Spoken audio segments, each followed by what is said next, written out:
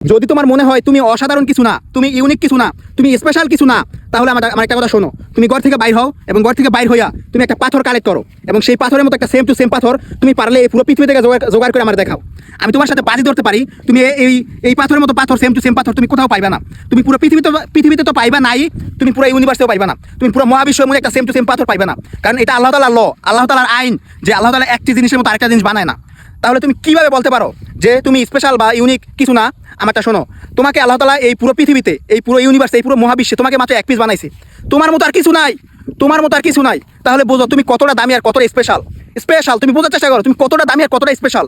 তাহলে বোঝো তুমি কেন নিজেকে নিজে ভাবতেছো যে আমি স্পেশাল কিছু না, আমি ইউনিক কিছু না, আমি কেন অসাধারণ কিছু না। এটা তুমি নিজে কেন ভাবতেছো?